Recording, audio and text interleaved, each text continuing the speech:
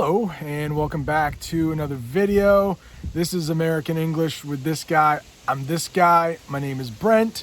I've been an English teacher in the United States for 20 years, and the goal of this channel is to help you improve your English. And the goal of this video is to help you understand the phrasal verb make out. And I'm outside here today after a long day at school. I want to film this outside because I don't know how many more days this year I will be able to film outside. It's getting pretty cold out. And if you would like to stick around until the end of the video, I will talk a little bit about my first week back to school.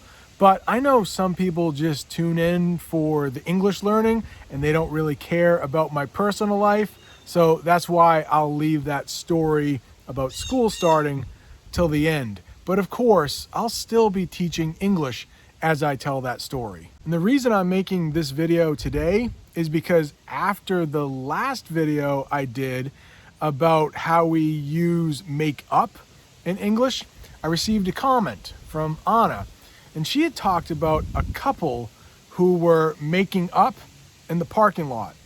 Now, they could have been making up, and a lot of times after a couple makes up, they might start making out. So I thought that would be a great video to follow up with. Making up will then go to making out, this video.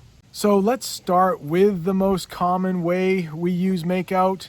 And if you saw that thumbnail, that's a picture of Jamie, my wife, and I getting married about 20 years ago or so. It's getting close to 20 years. And we are not making out, but making out does have something to do with kissing. In that picture, we are simply kissing.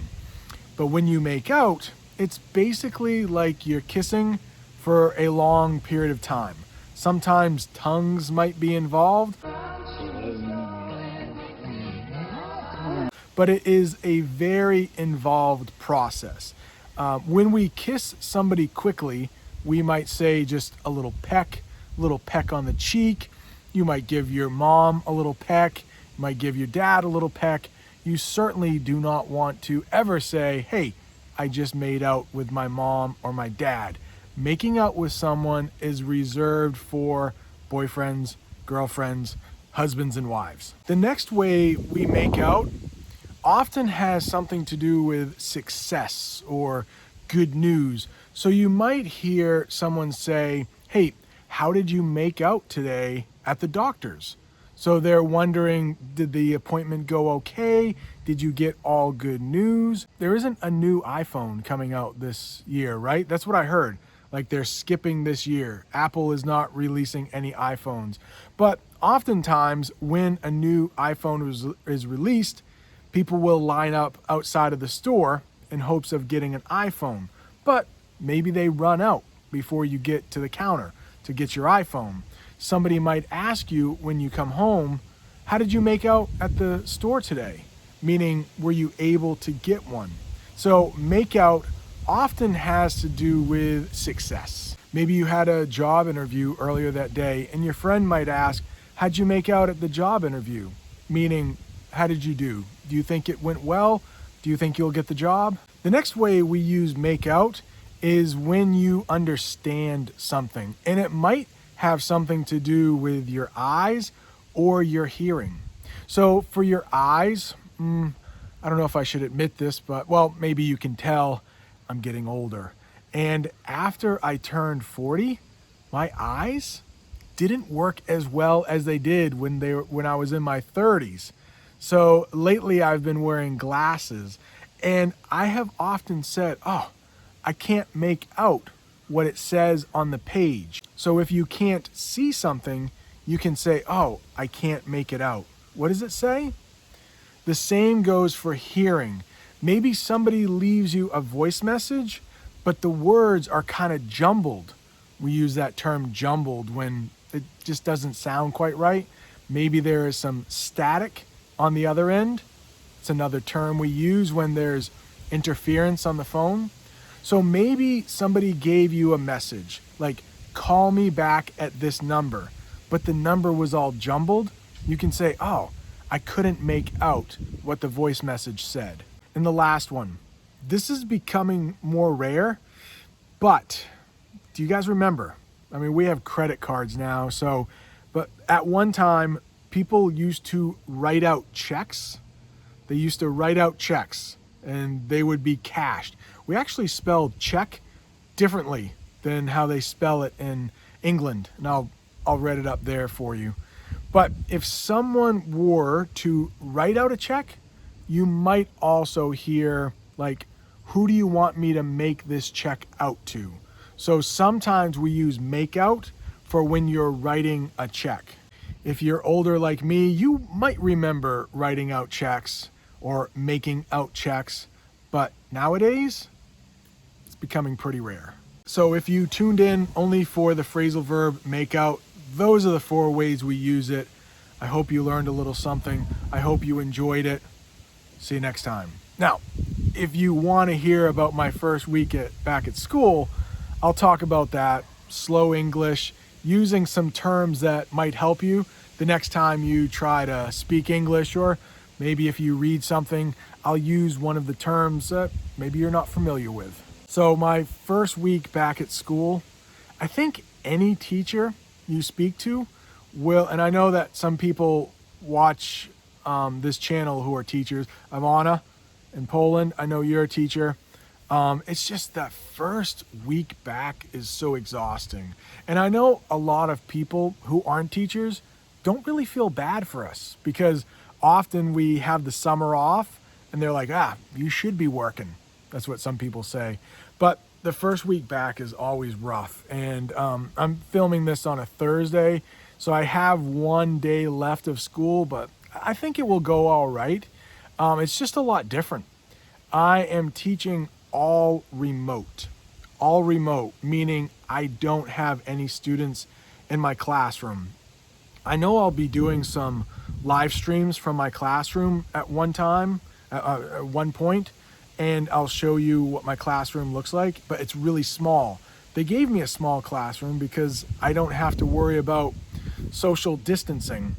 Last year, both of my children were at my school, at my middle school, and I requested that they never have me for a teacher. And that worked out until everything turned upside down in the world, in the United States, because of that disease or illness that I won't say on this channel, so YouTube doesn't get mad at me.